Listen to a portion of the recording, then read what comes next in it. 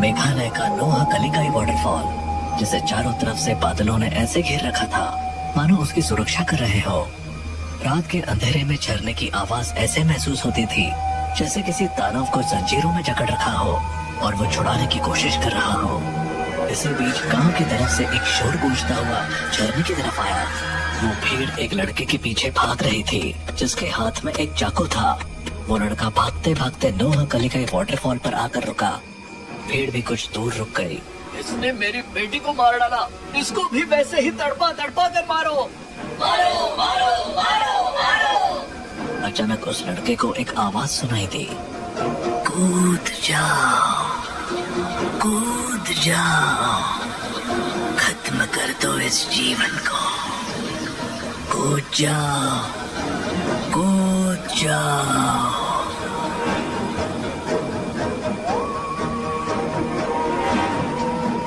वो भूतिया झरना है, हम वहाँ नहीं आएंगे, इधर आजा चुपचाप। वो भीड़ क्या चिल्ला रही थी उस लड़के को कुछ सुनाई नहीं दे रहा था।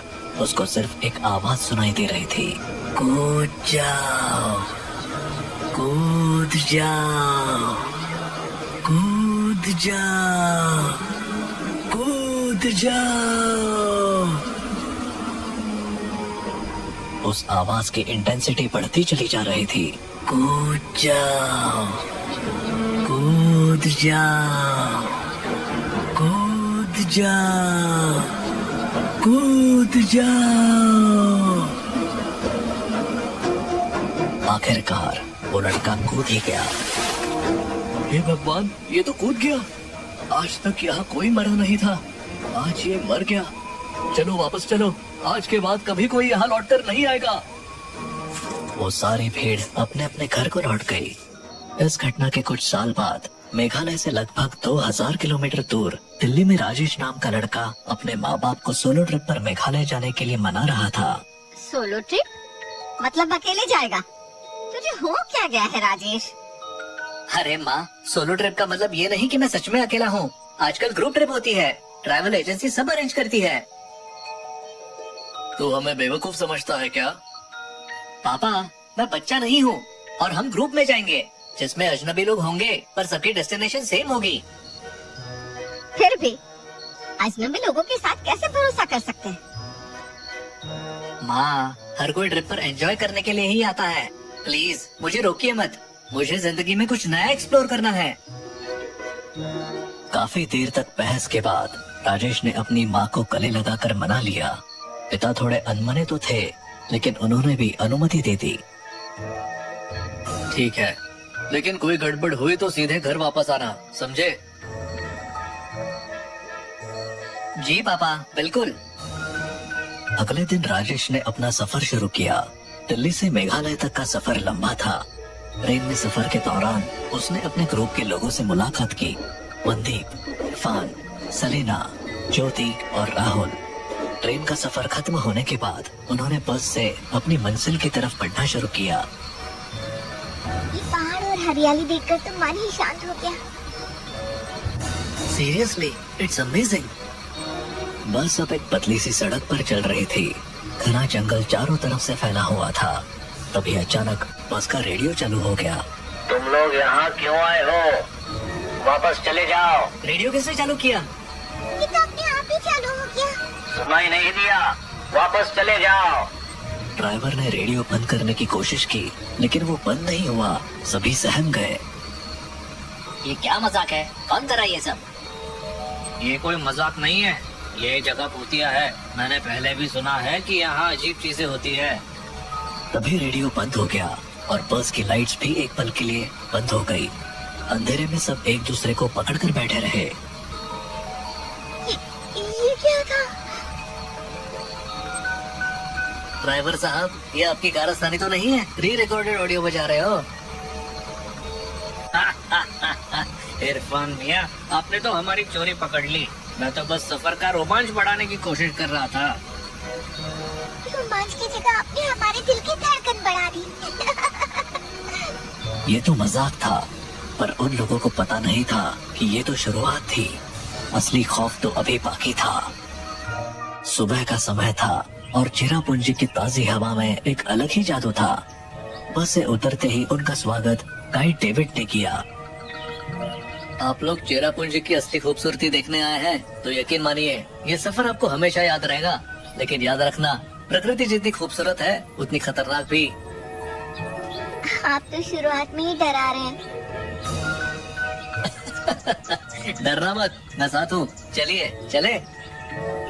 डेविड उन्हें एक एक जगह लेकर गया। हरियाली, अनगिनत झरने और लगातार गिरती बारिश ने उन सबको मंत्रमुग्ध कर दिया। बादलों के पीछे चलते हुए उन्हें ऐसा लग रहा था जैसे वो किसी जादुई दुनिया में आ गए हों। ये जगह तो सपनों जैसी है, मैं यहीं रहना चाहती हूँ। यहाँ सिर्फ घूमने में मजा है, रहना मुश्किल है। हमेशा बारिश जो होती है। जो भी हो, ये सफर जिंदगी भर याद रहेगा। घूमने के बाद वो एक छोटी सी ढाबेनुमा जगह पर बैठे। खाने पीने के बीच बातचीत शुरू हो गई और डेविड ने उन्हें नोह कलिकाई वाटरफॉल के बारे में बताया। आप लोग नोह कलिकाई वाटरफॉल के बारे में जानते हैं? बस इतना पता है कि ये एशिया का सबसे ऊंचा झरना है। ये सिर्फ झरना नहीं, इसके साथ एक खौफनाक कहानी भी जुड़ी है। कहानी के मुताबिक कई साल पहले यहाँ एक महिला रहती थी जिसका नाम लिकाई था। उसने अपने बेटे को पालने के लिए दूसरी शादी की, लेकिन उसका दूसरा पति बहुत ही क्रूर था। उसने लिकाई की बेटी को मारकर उसका मांस पका दिया। जब लिकाई को ये सच्चाई पता चली तो उसने इस झरने से कूदकर जान दे दी। तभी से इसे नोहक लिकाई वाटरफॉल कहते हैं। लोग कहते हैं कि यहाँ जाने वाले को आत्महत्या करने के ख्याल आते हैं, इसीलिए इसे भूतिया जगह माना जाता है। सभी के चेहरे पर डर और अजीब सी बेचैनी साफ दिख रही थी। God, this is horrifying. लेकिन क्या ये सच है? मैंने ये चीज फर्स्ट हैंड एक्सपीरियंस की है। मैं आपको वहाँ जाने की सलाह नहीं दूंगा। सभी ने उस जगह जाने की इच्छा जताई, लेकिन डेविड ने मना कर दिया। रात में सभी अपने कमरे में लौट आए, लेकिन राजेश के मन में उस जगह को देखने की इच्छा हो रही थी। उसने राहुल से बात की।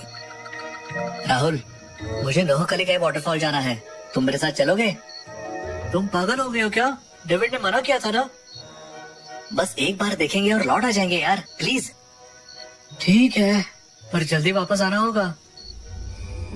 रात के सन्नाटे में दोनों चुपके से होटल से निकलकर झरने तक पहुंच गए। झरने की गड़गड़ाहट और उसकी ऊंचाई देखकर वो दंग रह गए, लेकिन तभी उनके दिमाग में अजीब ख्याल आने लगे। कूद जाओ, कूद जाओ, ये जीवन बेकार है, कूद जाओ।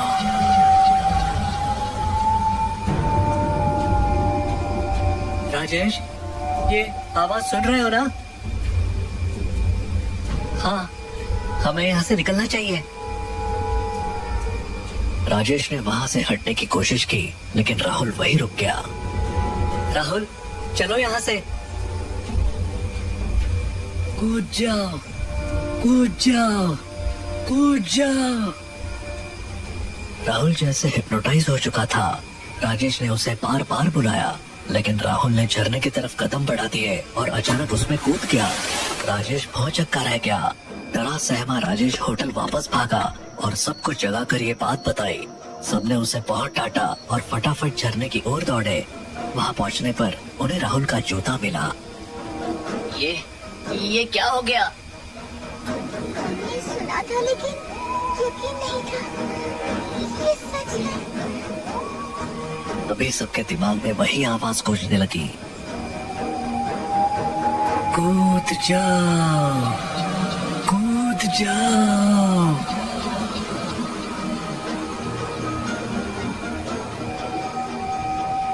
यहाँ से भागो, जल्दी।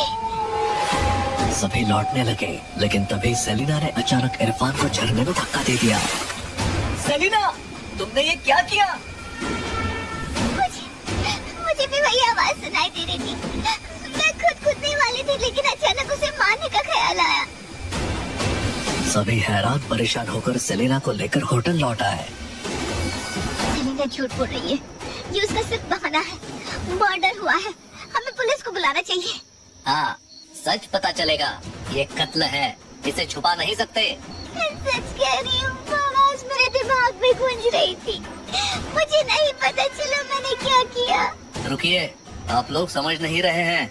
ये घटना अजीब है, पर मैंने पहले भी ऐसा सुना है। नोहक लेकाई वाटरफॉल के पास जाने वाले पहले सिर्फ खुद को नुकसान पहुंचाते थे, पर कुछ साल पहले एक लड़के ने गांव में किसी का खून कर दिया और भागकर वहीं जाकर खुदकुशी कर ली। तब से वहां जाने वालों को आत्महत्या के ख्याल के साथ साथ किसी और को भी मारने के विचार आते हैं। ये जगह अब खतरनाक हो चुकी है। ये सब अंधविश्वास जैसा लगता है। आप माने या ना माने, लेकिन मैंने ये बात कई बार सुनी है।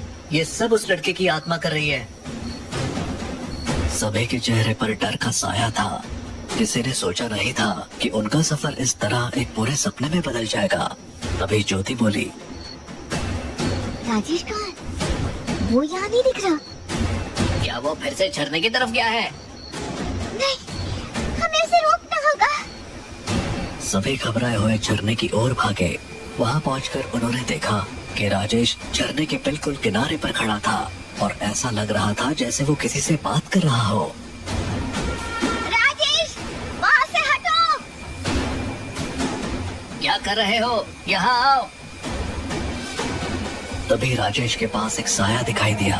साया कुछ पल के लिए रुका और फिर गायब हो गया।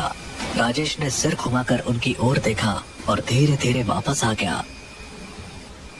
राजेश, वहाँ क्या हो रहा था?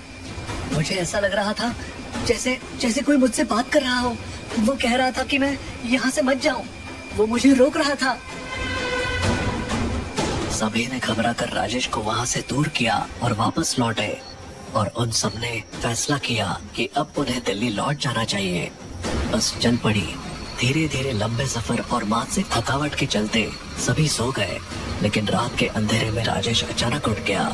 उसकी आंखें लाल थी और उसमें कोई इमोशन नहीं थे।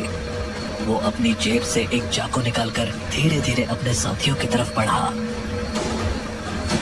तुम सबको जाना होगा, तुम सबको जाना होगा। राजेश ने एक एक करके सभी को चाकू मारना शुरू कर दिया। उनकी चीखें सुनने वाला ड्राइवर के सिवा कोई नहीं था। ये लड़का पागल हो चुका है। ये आत्मा का खेल है। इसे रोकने का एक ही तरीका है। राजेश जब ड्राइवर की तरफ बढ़ा तो ड्राइवर ने बस को रोकने की बजाय तेज रफ्तार से चलाते हुए उसे सीधा खाई में गिरा दिया। बस एक जोरदार धमाके के साथ नीचे गिरी और पल भर में आग की लपटों में गिर गई। राजेश, ड्राइवर और बाकी सभी की मौत हो गई।